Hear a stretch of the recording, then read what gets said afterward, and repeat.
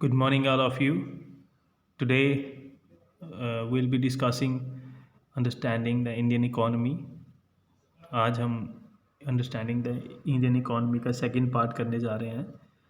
इसमें सबसे पहले हम देखेंगे एक्टिविटी बॉक्स जो आपको दी गई है, एक्टिविटी कैसे आपको क्लासीफाई करना है। कुछ ऑक्यूपेशन दिए गए हैं, आपको इनमें क्लासीफाई करना है कि कौन सा ऑक्यूपेशन जो आपका प्राइमरी सेक्टर में आता है, कौन सा आपका सेकेंडरी सेक्टर में आता है, कौन सा टर्शरी सेक्टर में आता है। अब कुक एक होटल में जो काम करता है, कुक इन होटल, वो आपका सेकेंडरी सेक्शन में आएगा, क्योंकि वो जो कुक है वो कुछ प्राइमरी सब्जियों को लेता है, प्राइमरी प्रोडक्ट्स को, और उसको बाद में प्रोडक्ट्स को चेंज करके सब्जियां बना के आगे सबके सामने प्रेजेंट करता है। तो cook in a hotel will come under secondary sector.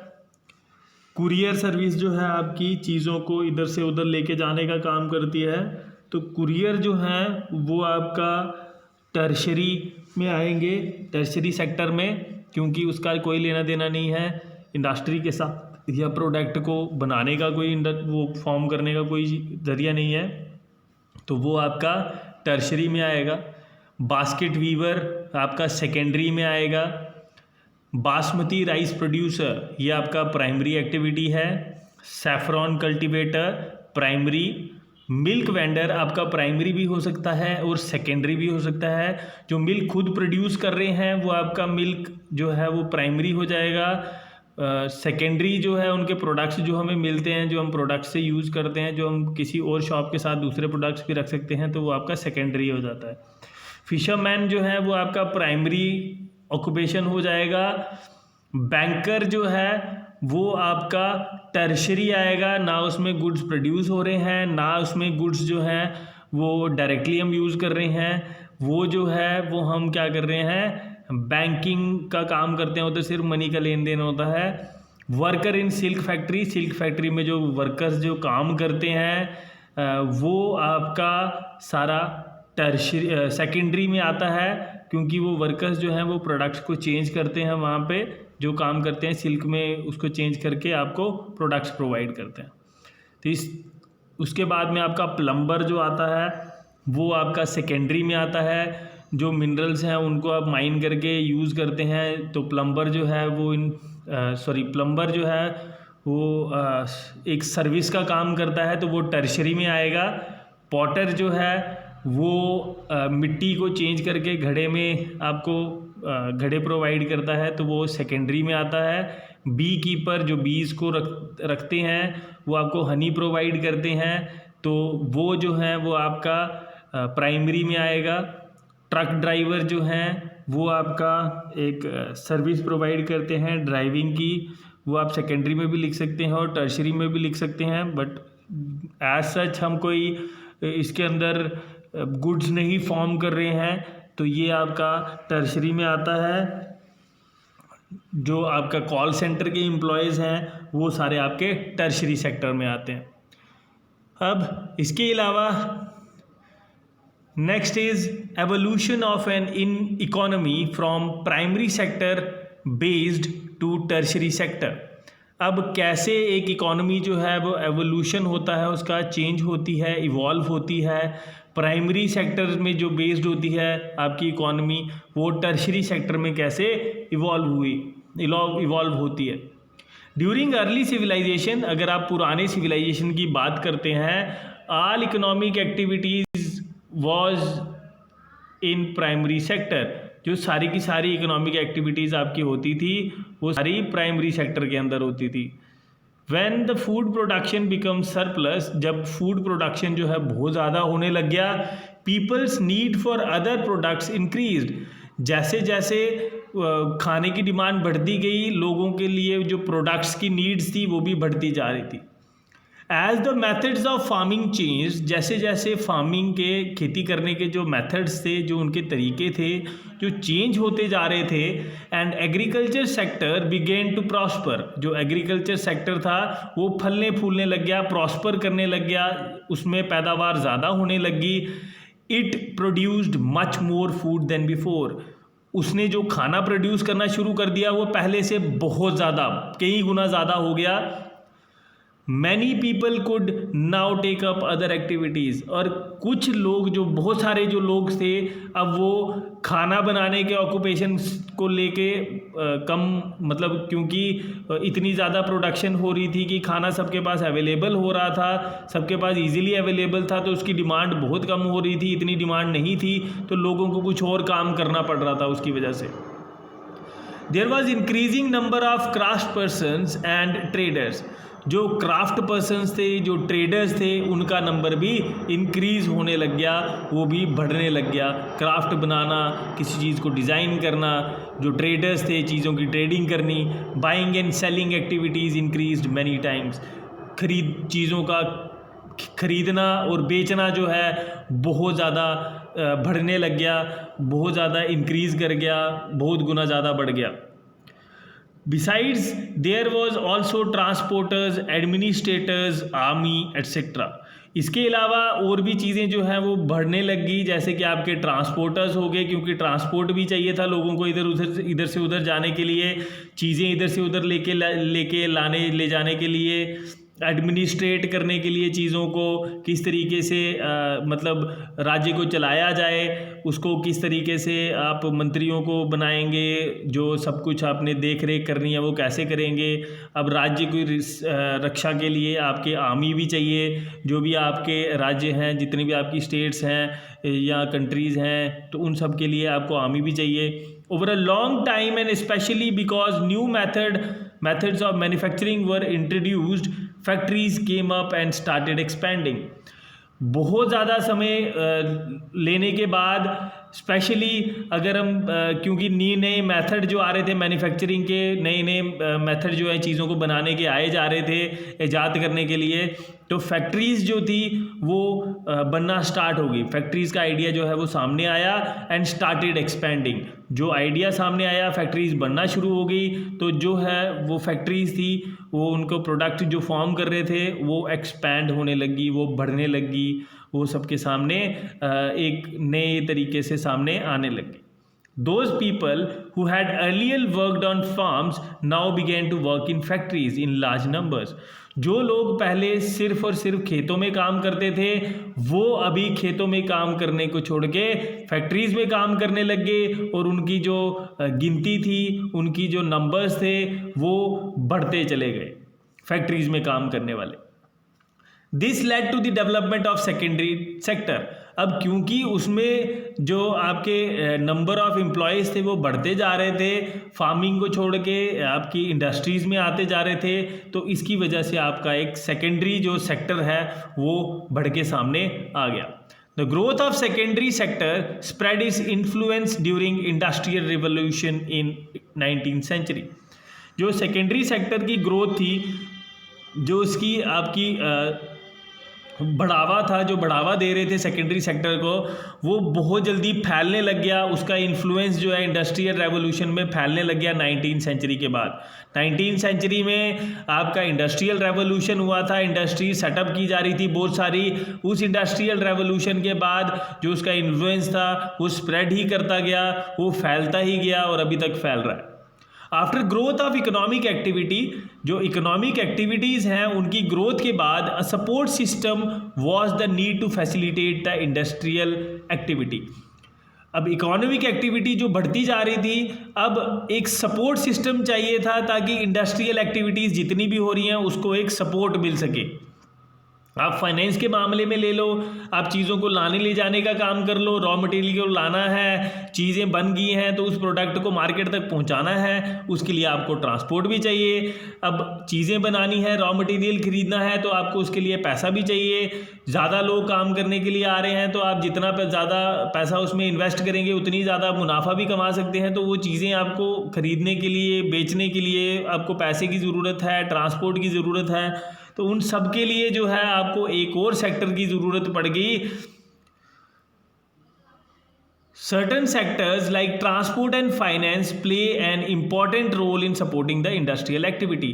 कुछ सेक्टर जैसे कि आपका ट्रांसपोर्ट हो गया, फाइनेंस हो गया, वो एक बहुत ही ज़्यादा इम्पॉर्टेंट रोल, बहुत ही ज़्यादा ज़रूरी रोल प्ले करते हैं। ज़रूरी जो काम है, जो भाग है उसका, वो ज़रूरी भागीदार बन जाते हैं उसका सपोर्टिंग द इंडस्ट्रियल एक्टिविटीज़ जो है उसको सपोर्ट करने के लिए।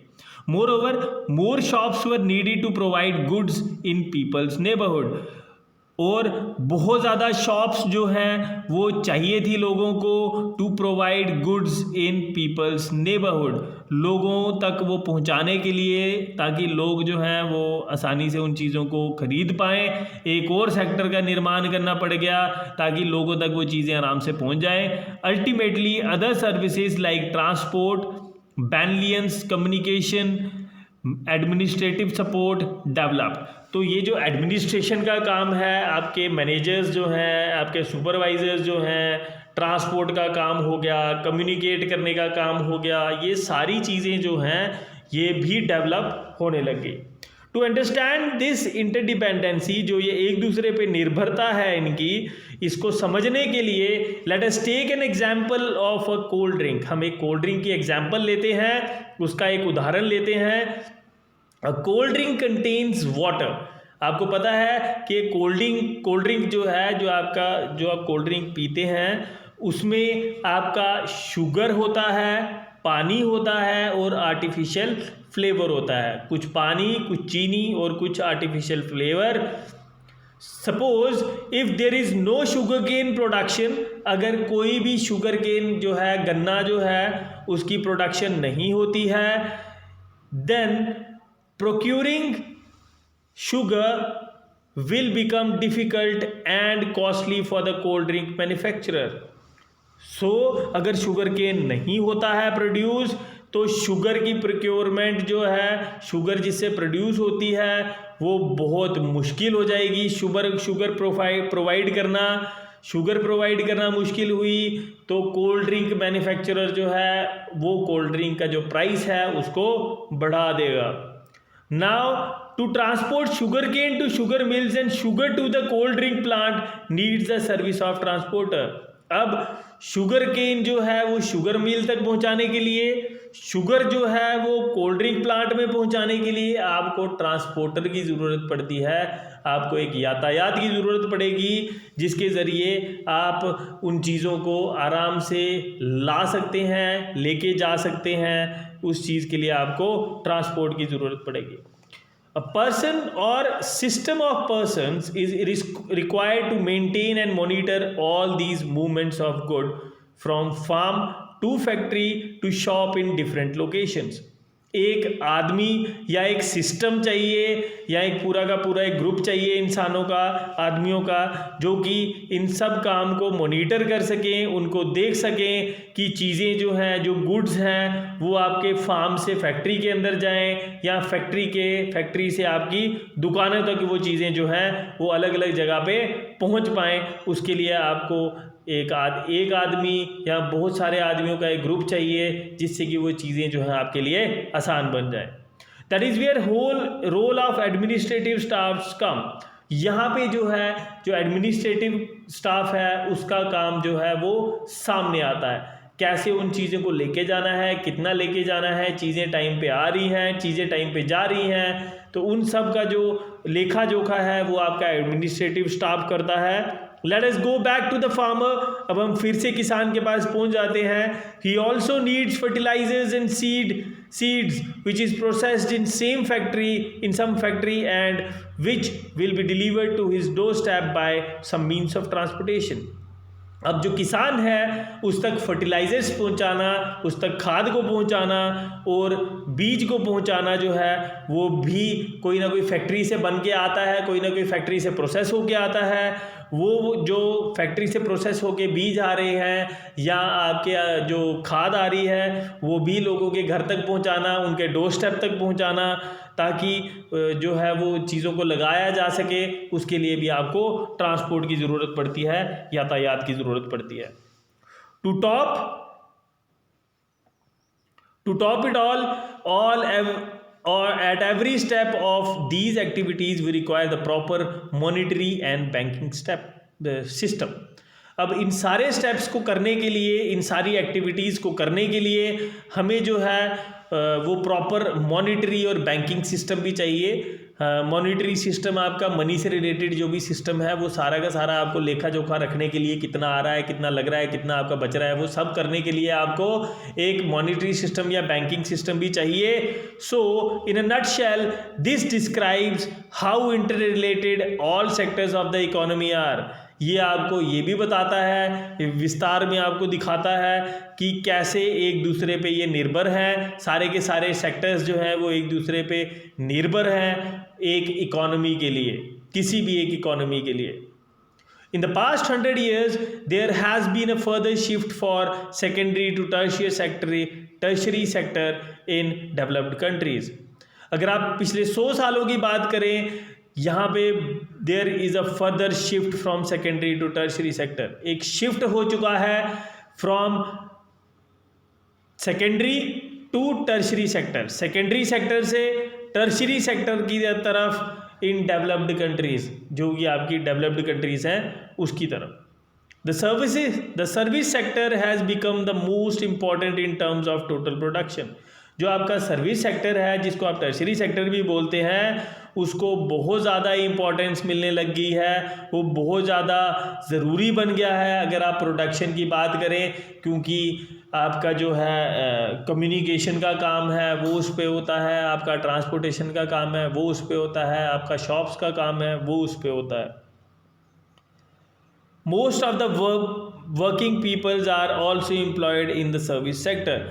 ज़्यादातर लोग जो हैं वो सर्विस सेक्टर में अभी काम करते हैं, जो कि आपका टर्शरी सेक्टर है. This is the general pattern observed in developed countries. एक जनरल पैटर्न है जो ऑब्जर्व किया गया है डेवलप्ड कंट्रीज़ का. Over the 30 years between 1980 and 2010, while production in all the three sectors has increased.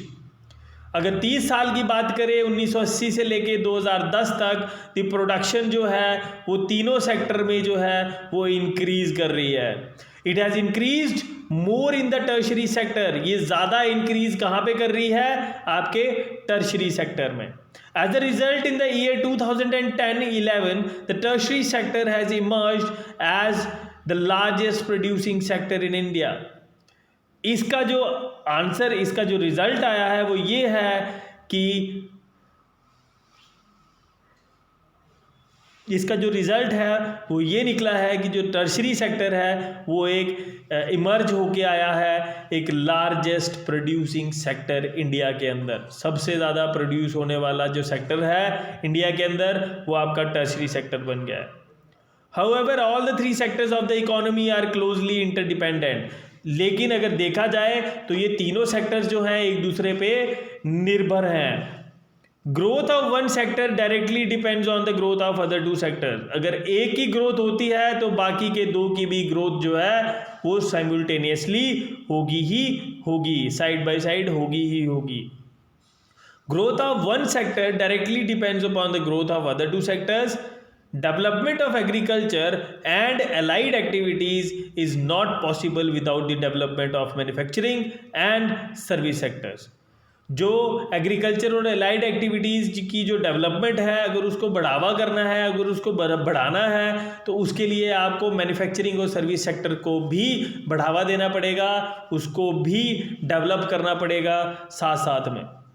Therefore, balanced and coordinate growth of all the three sectors is essential for economic and social development. इसलिए balance तरीके से काम करना, coordinate तरीके से काम करना जो है, इनकी ग्रोथ जो है वो तीनों सेक्टर्स पे डिपेंडेंट है, ताकि आपकी इकोनॉमिक और सोशल डेवलपमेंट जो है वो साथ में चलती रहे. उसके लिए आपको बैलेंस तरीके की ग्रोथ चाहिए. कोऑर्डिनेट तरीके जो है, बैलेंस्ड एंड कोऑर्डिनेट ग्रोथ जो है वो आपको तीनों सेक्टर्स की करनी पड़ेगी, तभी जो है वो आपका इकोनॉमिक और सोशल डेवलपमेंट उसकी देश के अंदर होती रहेगी. Story of sector linkage. अब सेक्टर एक दूसरे से जो लिंक हैं उनकी एक स्टोरी बताई गई है. Hari Singh is a farmer. Hari Singh एक किसान है. Who cultivates wheat on his agricultural land in the village Rampur. जो कि कल्टिवेट करता है एग्रीकल्चरल लैंड में. एक रामपुर विलेज जो है, एक गांव है रामपुर नाम का, उसमें वीट को कल्टिवेट करता है आपका एग्रीकल्चरल लैंड में. Last year he had good harvest due to good rainfall, पिछले साल उसने बड़ी अच्छी पैदावार हुई थी उसकी, अच्छी जो है रेनफॉल की वजह से, अच्छे जो है बारिश की वजह से. So he could sell 10 quintals of wheat in the local mandi and keep another 10 quintals for his household consumption. तो इसके लिए उससे उसको ये फ़ायदा हुआ कि 10 क्विंटल जो है वो बाज़ार में जाके, मंडी में जाके बेच देता है, और 10 क्विंटल जो है वो अपने लिए घर की कंजप्शन के लिए रख लेता है. This year there is no proper rainfall, इस साल उसके पास प्रॉपर रेनफॉल नहीं है, प्रॉपर बारिशें नहीं हो रही हैं. The area is also having no irrigation facility, उस एरिया के पास कोई भी इरीगेशन फैसिलिटी नहीं है. Then how to provide water to the wheat crop, तो वीट क्रॉप को जो आपका गेहूँ है उसको पानी कैसे पहुँचाना है, ये उसके लिए मुश्किल बन गई. Hari Singh decided to lift ground water, but for this he needs a diesel pump set. Hari Singh को चाहिए था कि वो ग्राउंड वाटर जो है, जो ज़मीन के अंदर से पानी आता है, उसको लिफ्ट करे. सो इसके लिए उसको एक डीजल पंप चाहिए था. Who will provide a diesel pump set, अब डीजल पंप सेट जो है वो कौन प्रोवाइड करेगा, वो आपका सेकेंडरी सेक्टर जो है, मैन्युफैक्चरिंग सेक्टर जो है वो आपको प्रोवाइड करेगा. It is produced by the manufacturing unit called Ravi manufacturers. अब वो कौन प्रोड्यूस कर रहा है, एक मैन्युफैक्चरिंग यूनिट है जो कि रवि मैन्युफैक्चरर्स के नाम से है. वो 200 किलोमीटर दूर पे सिचुएटेड है, एक इंडस्ट्री है उसकी, वहाँ पे वो सिचुएटेड है, वो उसको वहाँ से लेगा, जो किस एरिया में है, करीमनगर में. Now going to such distant place is a difficult task, अब इतनी दूर जाना इतना आसान नहीं है, बहुत मुश्किल काम है. Ganga Singh, a friend of Hari Singh, told that there is no need to worry. Ganga Singh जो हरि सिंह का दोस्त है वो उसको बोलता है आपको चिंता करने की कोई ज़रूरत नहीं है. He took Hari Singh to the next township market called Shiv Mandi. वो हरि सिंह को दूसरी मार्केट में लेके जाता है, दूसरे कछुए की मार्केट में लेके जाता है जिसका नाम है Shiv Mandi. In the market complex there is a shop called Pappu hardware store run by Ganga's brother in law named Pappu who sell pump sets. वो एक मार्केट कम्प्लेक्स में लेके जाता है जिसके अंदर बहुत सारी दुकानें हैं. वहाँ पे एक दुकान है जिसका नाम है पप्पू हार्डवेयर स्टोर, जो कि गंगा का जो ब्रदर इन लॉ है वो चलाता है उसको, जिसका कि नाम है पप्पू, वो उसको चलाता है, जो पंप सेट्स को बेचता है. When Hari Singh asked for the pump set, Pappu told him to wait for 2 hours. जब हरि सिंह उसको पंप सेट लेने के लिए बोलता है तो पप्पू उसको बोलता है कि आप 2 घंटे के लिए आपको इंतज़ार करना पड़ेगा. Because the truck carrying 50 Ravi pump sets and some spare parts for tractor from Karimnagar would reach his shop by that time. अब वो ये बोलता है कि आपको 2 घंटे का इंतज़ार करना पड़ेगा. वो इसलिए करना पड़ेगा क्योंकि 50 पंप्स का सेट जो है, रवि पंप का सेट जो है वो उसके पास आ रहा है, और कुछ स्पेयर पार्ट भी हैं ट्रैक्टर्स के जो करीमनगर से आ रहे हैं उसके पास, वो उसके पास 2 घंटे में पहुंचेंगे, इसलिए वो उसको 2 घंटे रुकने को कहता है. Pappu also talked to Ravi Khatrepal who is the owner of Ravi pumps. Pappu जो है वो रवि खेत्रपाल से भी बात करता है, जो कि रवि पंप्स का ओनर है, over his mobile phone to confirm this. वो मोबाइल फ़ोन पे उससे बात करता है जिससे उसको कन्फर्मेशन मिलती है कि चीज़ चल चुकी है और 2 घंटे में उसके पास पहुंच जाएगी. In the mean time Ganga and Hari took T and snacks in the tea stall. इस दौरान गंगा और हरी जो है वो चाय और कुछ स्नैक्स जो है वो टी स्टॉल में जाके खाते हैं और चाय पीते हैं. Went to inquire about admission into primary schooling for Hari's little daughter. वो एक दूसरे जो थोड़ी सी इंक्वायरी करते हैं, थोड़ी सी चीज़ों के बारे में पूछताछ करते हैं कि एडमिशन करानी है प्राइमरी स्कूल में हरी की छोटी बेटी के लिए. And brought medicines from the health center for Ganga's son who was having fever at home. वो गंगा के बेटे के लिए दवाई भी लेके आते हैं, जो कि उसको थोड़ा सा बुखार होता है जो घर पे होता है। आफ्टर 2 hours, 2 घंटे के बाद when they came back to पप्पू's shop, they saw laborers unloading the pump set. 2 घंटे के बाद जब वो पप्पू के पास पहुंचते हैं उसकी शॉप पे, तो वो लेबरर को देखता है, वो मजदूरों को देखता है पंप सेट्स उतारते हुए, अनलोड करते हुए। Pappu told them that he had ordered 50 pumps from the factory in Karimnagar. Pappu जो है उसने उनको बताया था कि वो 50 पंप जो है वो करीमनगर से मंगवाए थे। The truck would deliver the spare part to another shop in the same marketplace which sell auto and tractor parts। जो ट्रक है उसने बाकी के जो कुछ स्पेयर पार्ट्स हैं और जो कि आपके दूसरी शॉप में उसने देने होते हैं, ऑटो और ट्रैक्टर रिपेयरिंग का एक शॉप होती है, वहाँ पे उसने वो चीज़ों को देना होता है, वो उनको प्रोवाइड करता है। Hari Singh saw that Pappu gave a cheque of 1 lakh rupees to the truck driver who received it on the behalf of Ravi Khetrapal. जो पप्पू है उसने 1 लाख रुपए का चेक जो है वो ट्रक ड्राइवर को दिया, जो कि खेत्रपाल के नाम से है, वो उसको पहुंचाने के लिए। Since the amount is big, क्योंकि अमाउंट जो है वो बहुत बड़ा है, it is not safe to give cash, इसलिए ये सेफ नहीं है, ये आपके लिए जो है सुरक्षित नहीं है अगर आप उसको कैश में देंगे। चेक जो है वो उसके लिए बेटर ऑप्शन है, ये सही ऑप्शन है। Mister Khetrapal can deposit the cheque in the bank account to get the money. जो मिस्टर खेत्रपाल है, हमने पिछले चैप्टर में पढ़ा था कि चेक जो है वो हम डायरेक्टली बैंक में जाके डिपॉजिट कर सकते हैं पैसे की जगह पे, और वो आपके अकाउंट में जमा हो सकता है। He further said that this payment was made to settle some earlier dues। अब वो ये भी बोलता है कि कुछ पहले के जो ड्यूज हैं, कुछ पहले के पैसे हैं जो उन्होंने नहीं दिए हुए हैं, इस चेक के ज़रिए वो उन ड्यूज को भी पे कर देंगे। The payment for pumps would be made after he sells the pump to the customers in the similar way।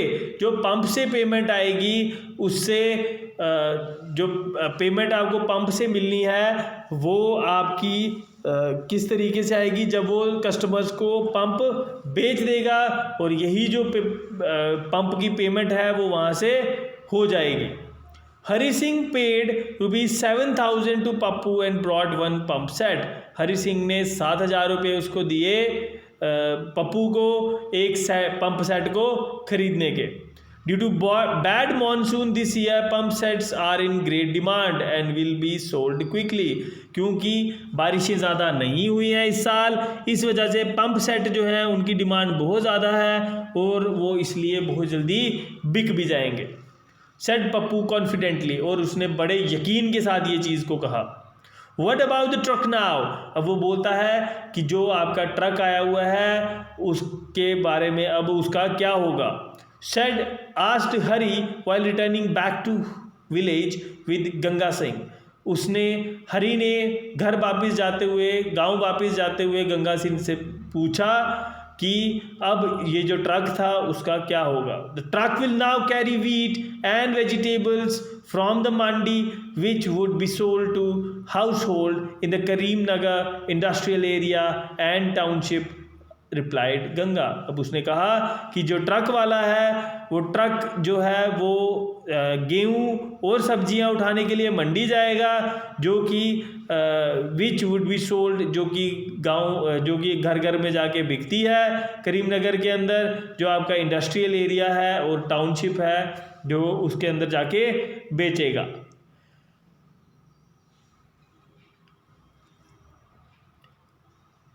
What is gross domestic product. अब आपका ग्रॉस डोमेस्टिक प्रोडक्ट, जिसको आप जीडीपी भी कहते हैं एक देश की, ग्रॉस डोमेस्टिक प्रोडक्ट जो है वो क्या है।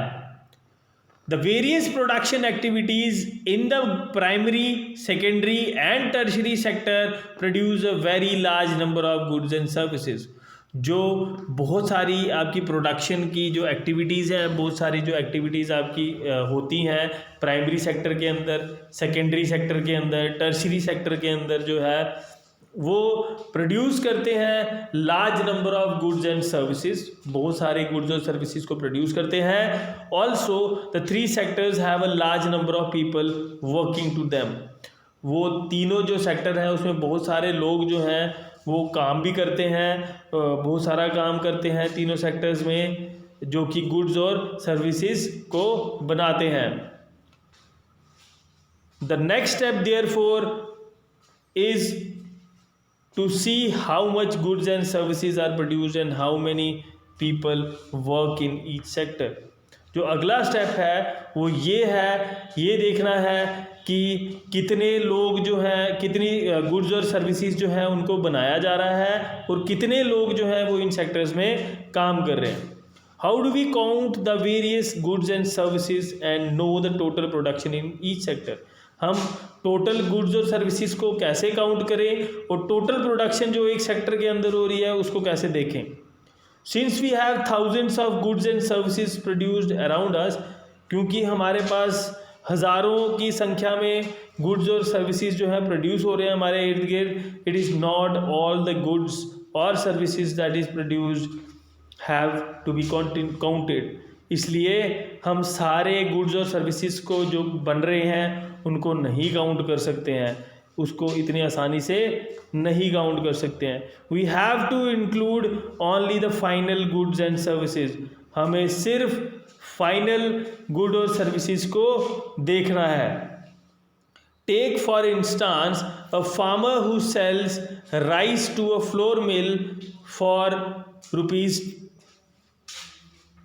पर केजी। एक किसान है जो राइस बेचता है, आपका जो आपके चावल को बेचता है एक फ्लोर मिल के अंदर, वो 10 रुपये 1 केजी के हिसाब से बेचता है। The mill grinds the wheat and sells the flour. वो व्हीट को ग्राइंड करती है और उस फ्लोर को बेच देती है टू बिस्किट कंपनी फॉर ₹15 पर केजी। वो उसको आटा बना के उसको बिस्किट की कंपनी को बेच देती है 15 रुपये केजी के हिसाब से। The biscuit company uses the flour and other things like sugar, milk and oil to make 10 packets of biscuit. Biscuit company जो है वो आटा और शुगर, आपकी चीनी, दूध और ऑयल, तेल मिला के उसको 10 पैकेट्स ऑफ बिस्कुट बनाती है। It sells biscuit in the market to the customer for ₹150।